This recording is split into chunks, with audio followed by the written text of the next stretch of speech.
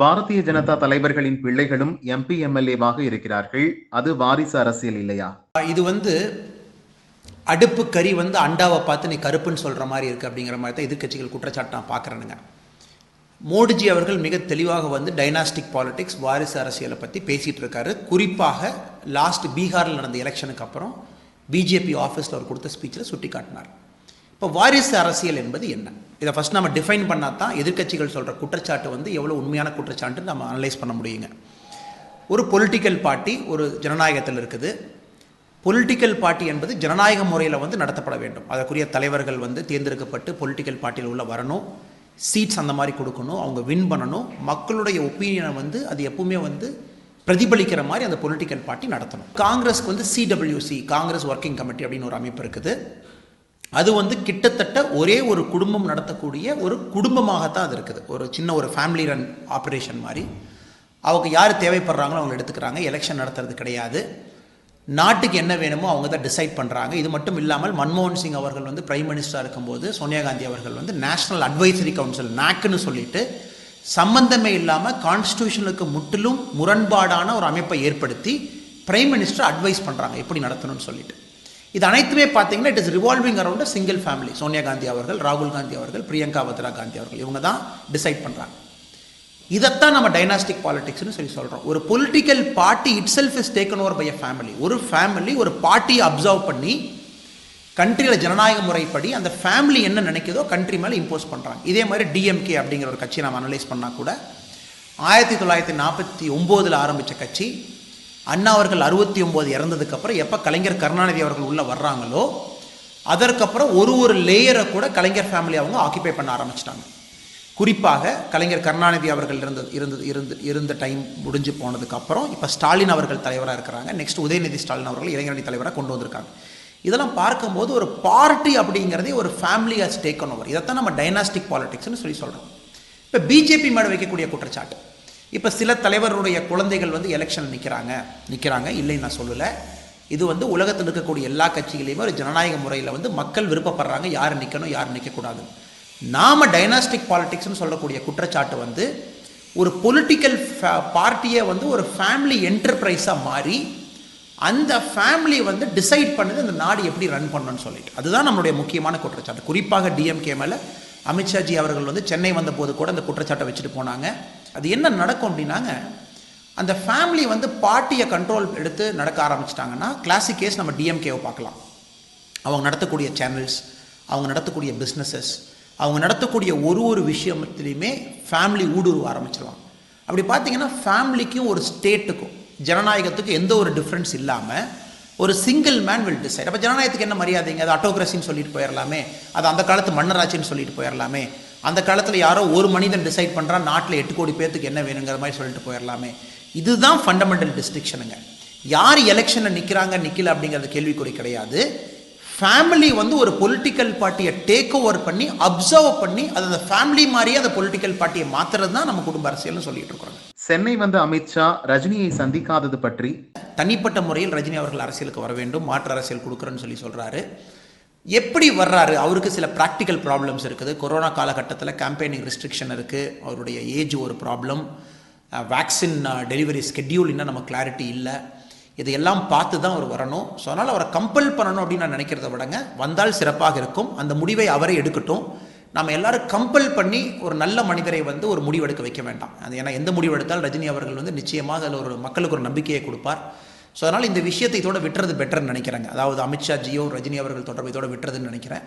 ஏன்னா அமித்ஷாஜி அவர்கள் முழுவதும் அரசு நிகழ்ச்சிகளுக்கும் கட்சியினிடம் பேசுவதற்கும் முக்கியமான மாநில தலைவரிடம் கலந்துரையாடலுக்கு மட்டும்தான். ஸோ அப்படித்தான் நான் பார்க்குறேனுங்க. அதை தமிழ்நாடு எலெக்ஷன் இன்னும் எலெக்ஷன் சூட ஆரம்பிக்கலைங்க. இப்போ தான் கொரோனா பிடியிலிருந்து கொஞ்சம் கொஞ்சமாக வெளியே எக்கனாமிக் ஆக்டிவிட்டி எல்லாமே இம்ப்ரூவ் பண்ண ஆரம்பிக்குதுங்க.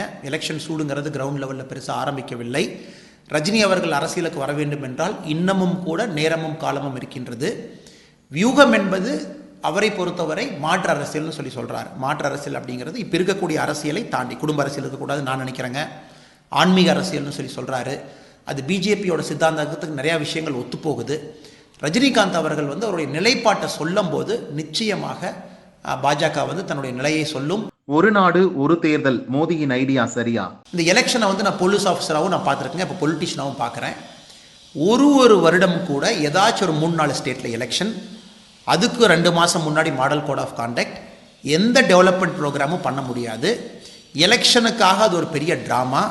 அதுக்கு கட்சிகள் வந்து பணம் கொடுக்கறதும், அதுக்கு வந்து கட்சிகள் வந்து எலெக்ஷனுக்காக கொள்ளையடிக்கிறதும், ஒரு 5 வருஷத்தில் ஒரு வருஷமும் இந்த மாதிரி எலெக்ஷன், 5 வருஷத்துக்கு ஒருக்கா மத்திய எலெக்ஷன் நடக்கும்போது எப்படி ஒரு நாடு வந்து நேர்கோட்டு பாதையில் சீரான முறையில் வேகமாக பொருளாதாரத்தில் முன்னேறும் அப்படிங்கிற கேள்வியை தான் மோடி அவர்கள் கேட்கின்றார்கள். அதில் மோடிஜி அவர்கள் சொல்கிற கருத்து வந்து ஒரே நாடு ஒரே எலெக்ஷன் போது யாருக்கு என்ன தப்பாக தெரியுது. அவர் சொல்கிறது ஒரு எலக்ட்ரல் ரோலை ப்ரிப்பேர் பண்ணுங்கள், கம்ப்ளீட்டாக ஃபுல் கண்ட்ரிக்கு ஒரு எலக்ட்ரல் ரோல். ஆதார் இருக்குது, இவ்வளோ டெக்னாலஜி இருக்குது, பயோமெட்ரிக் சிஸ்டம் இருக்குது, இவ்வளோ ஆத்தென்டிகேஷன்ஸ் டெக்னாலஜி இருக்கும்போது ஏன் சிங்கிள் எலக்ட்ரல் ரோல் நம்ம ப்ரிப்பேர் பண்ண முடியாது? எதோ பண்ணக்கூடிய நம்ம எலெக்ஷன் கமிஷன் நிச்சயமாக ஏன் ஒரு எலெக்ஷன் நடத்துறதுக்கு என்ன பிரச்சனை? ஆக்சுவலாக நம்ம நாடு பார்த்தீங்கன்னா ஒரே நாடு ஒரே எலெக்ஷன் தாங்க நடந்தது. இப்போ காங்கிரஸ் கட்சிகள்லாம் கத்திக்கிட்டு இருக்கிற மாதிரி அந்த மாதிரி எல்லாம் ஒன்றும் இல்லைங்க. ஒரே நாடு ஒரே எலெக்ஷன் தான் நடந்தது. எப்போ வந்து காங்கிரஸ் ஆட்சி அவருக்கு ஒத்து வராத மாநில தலைவர்கள் டிஸ்மிஸ் பண்ண ஆரம்பித்தாங்களோ 356 ஆர்டிக்கல் பயன்படுத்தி, அப்போ தான் எலெக்ஷன் சிஸ்டம் மாறிச்சு. லோக்சபா எலெக்ஷனும் அசம்பிளி எலெக்ஷனும் கிட்டத்தட்ட ஏறத்தாழ முதல் 15-16 வருஷம் ஒரே மாதிரி தான் நடந்துக்கிட்டு வந்துச்சுங்க. இவங்க சம்பந்தமே இல்லாமல் ஸ்டேட் கவர்மெண்ட்டை காங்கிரஸ் டிஸ்மிஸ் பண்ண ஆரம்பிக்கும் போது தான் அந்த ஸ்கெடியூல் வந்து மேலேயும் கீழே போய் ஸ்டேட் அசம்பிளிக்கு ஒரு நாளும், லோக்சபா சென்ட்ரல் பார்லிமெண்ட் எலெக்ஷன்ஸ்க்கு ஒரு நாளும் வந்துச்சு. இதை குழப்பியதே காங்கிரஸ் அவர்கள் தான். மோடிஜி அவர்கள் சரி செய்ய நினைக்கிறார். அப்படித்தான் கான்ஸ்டியூஷன் ஆரம்பத்தில் இருந்துச்சு. கரெக்டாக போன பார்த்து நீங்கள் எல்லாமே பார்க்கலாம். ஜெர்மனிலேருந்து ஆரம்பித்து பாருங்கள், யூகேலேருந்து ஆரம்பித்து பாருங்கள், அமெரிக்காலேருந்து பாருங்கள். ஏன்னா எலெக்ஷன் வருஷம் ஒரு கண்ட்ரி எலெக்ஷன் நடத்தால் எவ்வளோ பணம் உங்களுக்கு செலவாகும், எவ்வளோ டைம் வேஸ்ட், எவ்வளோ மேன் பவர் வேஸ்ட். இப்போ நீங்களே பாருங்கள், முக்கியமான அரசு அதிகாரிகள் பாதி நேரம் வேலை செய்கிறது கிடையாது. அவங்க மேலே தப்பில்லை. ஏன்னு கேட்டிங்கன்னா, நான் எலக்ட்ரல் ரோல் ப்ரிப்பேர் பண்ணுறேங்க, அதுக்கப்புறம் புதுசாக ஓட்டர்ஸ் ஆட் பண்ணுறேனுங்க, அதுக்கப்புறம் நான் வந்து எலெக்ஷன் வேலையில் இருக்கிறேனுங்க, 4 மாதம் 5 மாதம் எலெக்ஷன் ட்ரைனிங்கில் இருக்கிறேனுங்க, இதான் சொல்கிறாங்க. அரசு அலுவலர்கள் தான் அதிகமாக பாதிக்கப்படுறாங்க, இன்க்ளூடிங் கவர்மெண்ட் டீச்சர்ஸ். அப்படி இருக்கும்போது மோடி அவர்கள் சொல்கிறது ஒரே ஒரு டைம் ஒரு லோக்சபா ஒரு அசம்பிளி காமனாக நடக்கும்போது மக்களுக்கு உண்மையாலுமே யார் மேலே பிரியம் இருக்குது, யார் நல்ல தலைவர் நினைக்கும் போது ஓட்டு போட்டு போகிறாங்க. இது டிஸ்டார்ஷன் எப்படிங்க? சில எதிர்க்கட்சி நண்பர்கள் சொல்கிற மாதிரி இது ஃபேசிசம். எப்படி ஃபேசிசம்னு சொல்லணும்? ஒரு நாடு ஒரு எலெக்ஷன் எப்படி ஃபேசிசம்? எப்படி டிஸ்டார்ஷன் ஆஃப் டெமோக்ரஸி? அரசியல் புரியல் இல்லாதவர்கள், மக்கள் நமக்கு ஓட்டு போட மாட்டாங்க, இந்த மாதிரி எலெக்ஷன் அப்பப்போ நடந்தால் நம்ம ஏதாச்சும் தப்பிச்சுக்கலாம்னு நினைக்கக்கூடியவங்க மட்டும்தான் ஒரு நாடு ஒரு எலெக்ஷனை பற்றி பயப்படணும். உண்மையான தலைவர்கள், மக்களுக்காக உழைக்கக்கூடியவர்கள் ஒரு நாடு ஒரு எலெக்ஷனுக்காக எப்பவுமே பயப்பட வேண்டாம். மக்களுக்கு தெரியும் அவர்களுக்காக உழைப்பவர்கள் யார் என்று. பொறியியல் உள்ளிட்ட தொழில்நுட்ப படிப்புகளை தாய்மொழியில் கொண்டு வரும் அரசின் முடிவு பற்றி புதிய கல்விக் கொள்கையில் நம்ம சொன்ன முக்கியமான ஒரு பாயிண்ட் என்ன அப்படின்னாங்க, 5ஆம் கிளாஸ் வரைக்கும் 5ஆம் வகுப்பு வரை உங்களுடைய மொழி என்ன நீங்கள் பேசுகிறீங்களோ தாய்மொழியில் இருக்குன்னு நம்ம சொன்னோம். இது வந்து தமிழ் என்று பேசக்கூடிய திராவிட கட்சிகள் கூட செய்யாதது நம்முடைய பாஜக செய்கின்றது. நெக்ஸ்ட் எக்ஸ்டென்ஷன், இப்போ நீங்கள் பார்த்தீங்கன்னா ரிசர்ச் என்ன சொல்லுது அப்படின்னா, எவ்வளோ நீங்கள் தாய்மொழியில் படிக்கிறீங்களோ அவ்வளோக்குள்ள உங்களுடைய மொழித்திறன் மட்டுமல்லாமல் புரிதல் திறனும் அதிகமாக இருக்குன்னு சொல்கிறோம். அதைத்தான் வந்து இப்போ நம்மளுடைய மினிஸ்டர் சொல்கிறாரு, டெக்னிக்கல் எஜுகேஷனுக்கு அதை எக்ஸ்டெண்ட் பண்ண ட்ரை பண்ணுவோம் அப்படின்னுங்க. இல்லை ஒரே ஒரு பிரச்சனை வந்து it will take some time. நாளை காலையில் நடக்காது. பிகாஸ் எல்லா டெக்னிக்கல் லிட்ரேச்சருமே ஆங்கிலத்தில் இருக்கிறது. அதை தமிழில் மாற்றணும். தமிழ் அந்த ஈக்குவலண்ட் வேர்டு வேணும். Research articles, international patents, papers எல்லாமே இங்கிலீஷில் இருக்குது. இது ஒரு அட்டெம்ப்ட். ஸோ இது வந்து பார்த்திங்கன்னா யாரும் என்ஃபோர்ஸ் பண்ணுறதில்ல. இது வந்து ஒரு காம்ப்ளிமெண்ட்ரியாக தான் நம்ம பார்க்கணுங்க. இங்கிலீஷில் இருக்கவங்க இங்கிலீஷில் படிங்க. நான் இது ஃபுல்லாக தமிழ் மீடியத்தில் படிச்சிட்டேன், சடனாக டெக்னிக்கல் சப்ஜெக்ட் வந்து என்னால் இங்கிலீஷில் படிக்கணும்னு நினைக்கிறவங்க தமிழில் படிங்க. But it is a work in progress. இது நாளைக்கு காலையில் நடக்கக்கூடியது கிடையாது. It will take some time. But endeavour என்ன அப்படின்னு பார்த்தீங்கன்னா, எப்படி மேலை நாடுகள் ஜப்பானாக இருக்கலாம், சைனாவாக இருக்கலாம், முக்கியமான ஜெர்மனியாக இருக்கலாம், ஃப்ரான்ஸாக இருக்கலாம், அவங்க சொந்த மொழியில் டெக்னாலஜிக்கல் இன்னோவேஷனில் முன்னாடி இருக்காங்களோ அதே மாதிரி தாய்மொழியில் படிக்கும்போது நாமளும் முன்னாடி இருக்கலாம் அப்படிங்கறக்கான ஒரு அஸ்திவாரம் தான் இதை நான் பார்க்குறேன். பாரதிய ஜனதாவில் சேர்ந்தது அண்ணாமலையின் தவறு என மாஜி IAS சசிகாந்த் செந்தில் சொல்கிறாரே. பிரணாப் முகர்ஜி அவர்கள் அவ்வளோ பெரிய தலைவர் மறைவுக்கு வந்து CWC வந்து அஞ்சலி செலுத்தாதது, இன்னைக்கு வந்து அகமது பட்டேல் அவர்களுக்கு அஞ்சலி செலுத்துறீங்களே என்ன நியாயம்னு பாருங்க. அவங்களுடைய கொள்கையை பாருங்க. ஏன்னா அகமது பட்டேல் என்பவர் சோனியா காந்தி அவர்களுடைய கிச்சன் கேபினெட்ல கூடவே இருக்கார். அவர் இறந்த உடனே CWC அஞ்சலி செலுத்துது. காங்கிரஸ் கட்சிக்கு அதிகமாக உழைத்தவர், சோனியா காந்தியோட கூட அதிகமாக உழைத்தவர், நாட்டோட குடியரசுத் தலைவராக இருந்த பிரணாப் முகர்ஜிக்கு அஞ்சலி செலுத்தலை. என்ன அவங்க கொள்கையை பற்றி பேசுகிறாங்க? இதே வந்து மோடிஜி அவர்கள் பார்த்தீங்கன்னா ஒரு பிறந்த நாள், அத்வானிஜி அவர்கள் பிறந்த நாள் இருக்கல, எந்த ஒரு சீனியர் தலைவர்கள் பிறந்த நாள் இருந்தால் கூட வீட்டுக்கு போய் ஆசீர்வாதம் வாங்கிட்டு வர்றார், வீட்டுக்கு போய் பார்க்குறாரு. கொள்கை அப்படிங்கிறது காங்கிரஸ் பேசவே கூடாது. ஊழலை பற்றியும் பேசக்கூடாதுங்க, நாட்டை பற்றியும் பேசக்கூடாது, டெவலப்மெண்ட்டை பற்றி பேசக்கூடாது. சசிகாந்த் செந்தில் அவர்கள் தனிப்பட்ட முறையில் என் நண்பராக இருந்தாலும் கூட ஒரு சிங்கிங் ஷிப், மூழ்கி கொண்டிருக்கிற கப்பலில் போய் ஏறியிருக்கார். காங்கிரஸ் என்கின்ற கப்பல் என்னையை பொறுத்த வரைக்கும் இன்ஜினும் மூழ்கிருச்சு. மேலே இருக்கிறத பார்த்தீங்கன்னா ஷிப்போட மாஸ்ட் மட்டும்தான், கொடிக்கம்பம் மட்டும்தான் இருக்குது, அதுவும் மூழ்கிருச்சு. Matter of 6-7 months.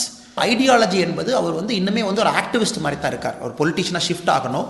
He cannot speak like an activist மாதிரி அதை பண்ணுவேன் இதை பண்ணுவேன்னு சொல்லி அது ஒரு பழைய கால வாழ்க்கையாக இருக்கலாம். I wish Sasikanth Senthil all the very best. சாருக்கு எல்லா பெஸ்ட் விஷஸ் நான் சொல்கிறேன்.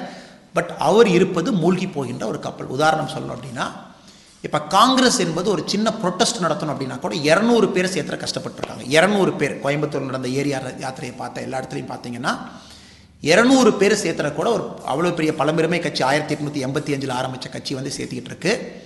எனக்கு புரியலிங்க. அதாவது இது ஒரு கிளாசிக் கேஸ் காங்கிரஸ் கட்சி. அதாவது தன்னை ரிஃபார்ம் பண்ணிக்கல, ஒரு குடும்பத்தை மட்டும் மையமாக வைத்து ஒரு அரசியல் கட்சி நடந்து கொண்டிருக்கின்றனா, இன்னைக்கு காங்கிரஸுக்கு நடந்தது இன்னும் 5 வருடத்தில் டிஎம்கேக்கு நடக்க போகுது. நான் சொல்கிறேன், நீங்கள் எழுதி வச்சுக்கோங்க.